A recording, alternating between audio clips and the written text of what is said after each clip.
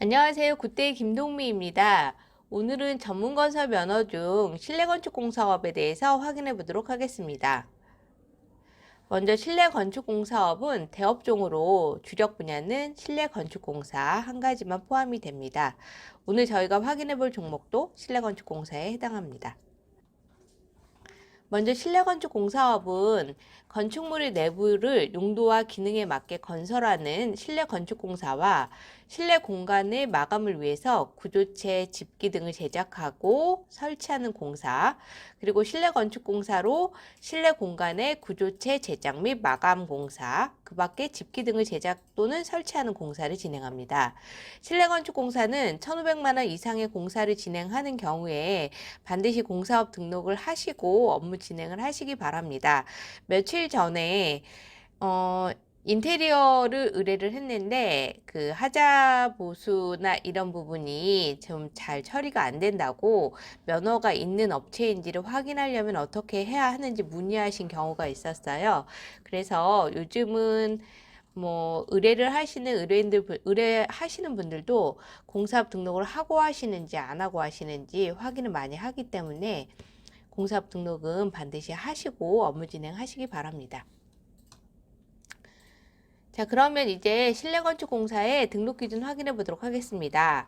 먼저 실내건축공사의 등록 기준은 자본금, 공제조합, 기술능력, 시설 장비 이렇게 4가지 기준에 맞춰서 준비를 했을 때 진행이 가능합니다.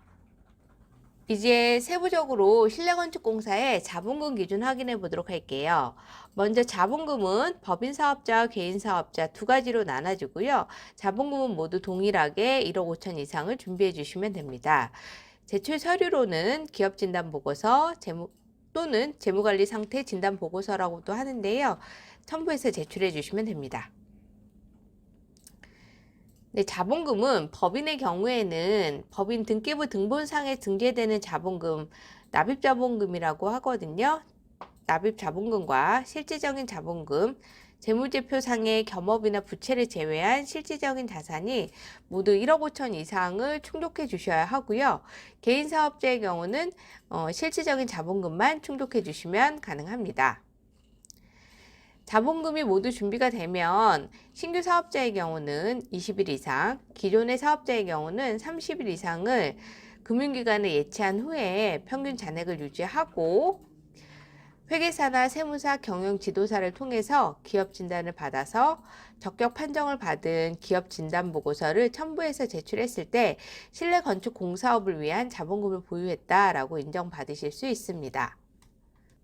두 번째로 실내건축공사의 공제조합 기준 확인해 보도록 하겠습니다. 개인사업자와 법인사업자 자본금이 동일하기 때문에 출자금은 54자에 해당하는 금액을 예치하신 후에 보증가능 금액 확인서를 첨부해서 제출해 주시면 됩니다. 자, 공제조합은 건설업에서 발생하는 각종 하자나 채무 등에 대해서 보증해주는 역할을 합니다. 간혹 근제보험 가입해야 하는 경우도 공제조합에서 진행합니다. 기존의 사업자의 경우는 공제조합 전문건설 공제조합에서 진행하는 신용평가를 미리 받고 신용평가 등급에 맞춰서 출자금을 예치하시면 되고요. 신규 사업자의 경우는 C등급 54자에 해당하는 약 5천만 원을 공제조합 출자금으로 예치하신 후에 보증가능금액 확인서를 발급해서 첨부해 주시면 되고 공제조합 출자금은 면허를 발급한 후에도 출금은 불가능합니다. 다만 2년이 지난 후에 약 60%에 해당하는 금액을 대출받아서 사용은 가능합니다. 네, 세 번째로 실내건축공사업의 기술능력 기준 확인해 보도록 할게요. 건설기술인 2명 이상입니다. 제출 서류로는 4대 보험 가입자 명부, 자격증 사본 첨부해 주시면 됩니다. 자, 세부적으로 기술능력 기준 확인해 보시면 건설기술진흥법에 따른 건축 분야의 초급 이상의 건설기술인 또는 국가기술 자격법에 따른 관련 종목의 기술 자격 취득자 중 2명 이상입니다. 자, 자격증은 간혹 문의하시는 경우 도장기능사를 가지고 있는 분이 2분인데 기술능력 해당하는지 확인하시는 경우 있는데요. 각각의 다른 분이 자격증 동일한 종목의 자격증을 가지고 있어도 가능은 합니다. 자, 기술자는 4대 보험은 필수로 가입하셔야 되고요. 겸업이나 겸직은 불가능합니다. 그리고 한 사람이 여러 개의 자격증을 소지하고 있는 경우는 한 자격만 인정됩니다. 이 부분은 꼭 확인하시고 진행하시기 바랍니다. 네, 마지막으로 실내건축공사업의 시설장비 기준 확인해 보도록 하겠습니다. 장비는 준비하지 않으셔도 되고요. 사무실은 전용 사무실 준비해 주시면 됩니다. 제출 서류로는 건축물 대장, 건물 등기부 등본, 사진, 임대차 계약서 등 첨부해 주시면 됩니다. 자, 사무실의 경우는 법인의 경우는 법인 본점 소재지에 하나고요. 개인 사업자의 경우는 사업장 소재지 내에 위치해야 합니다. 건축법상 근린생활시설이나 오피스가 적합하고 주거용이나 농업용은 불가능합니다. 저희가 유튜브 하면서 매번 말씀드리는데 요즘 지식산업센터 많아서 간혹 입점 가능한지 문의하시는 경우 있는데요. 지식산업센터는 건설업이 입점이 안 되는 경우가 대다수입니다. 이 부분은 꼭 확인하고 진행하시고요. 실내건축공사업은 간혹 산업단지에 입점하고 있는 경우는 많진 않지만 산업단지 입점하고 있는 경우도 건설업이 안 되는 경우가 종종 있으니 이 부분도 꼭 확인하시고 사무실을 확인하시는 게 좋을 것 같습니다. 자, 그리고 사무실은 단독 공간으로 타업체와 공동 사용은 불가능하고요. 불가피한 경우에는 별도로 출입문 있고 벽체로 완벽하게 분리되어 있으면 인정받으실 수 있습니다.